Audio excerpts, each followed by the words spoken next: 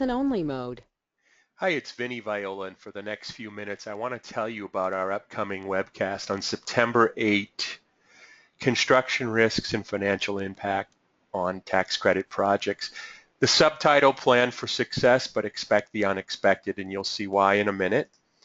Sean Dundon from Blackstone Consulting will be joining me. I'm very excited about this webcast. We've put lots of detail into it.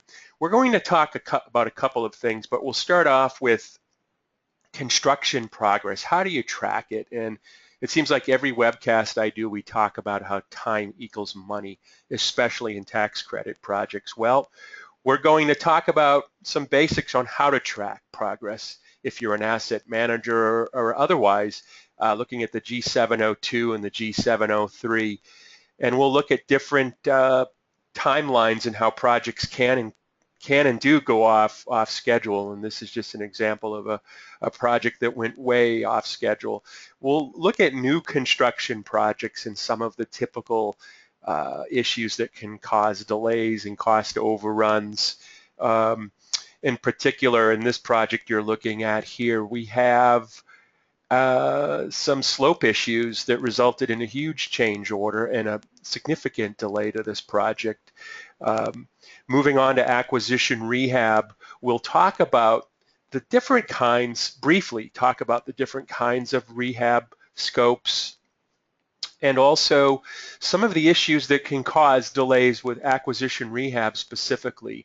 We'll look at a change order and dig into it to try and understand what the issues are. Fortunately, in this change order, there was no financial impact or no schedule impact, but I have a question for Sean that I'll ask him on this particular slide. Adaptive reuse, this is an old school building. What it becomes after the renovation is done is just phenomenal. But we'll talk a little bit about adaptive reuse and facade issues. That is the outside skin on that building and issues. This is an example of facade preparation to preserve that the beautiful exterior facade on an historic building in Boston. We'll also dig into a very quick example on how delays impact a tax credit project, and we'll look at the Sierra Heights example and how that investor equity contribution of $5 million changes with time. We'll look at eligible basis and cost and how a project can go off schedule and what that really means for the equity contribution, as we said. So when the reality is your project doesn't place in service and you have to defer credits a year, there's obviously going to be a tax credit adjuster. Sean and I will also talk, we're going to wrap up with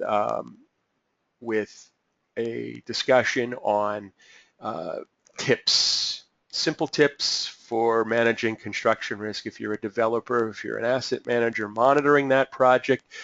And that's it. And I hope you can join us. We're very excited about this webcast and look forward to having you on the training with us. Thank you.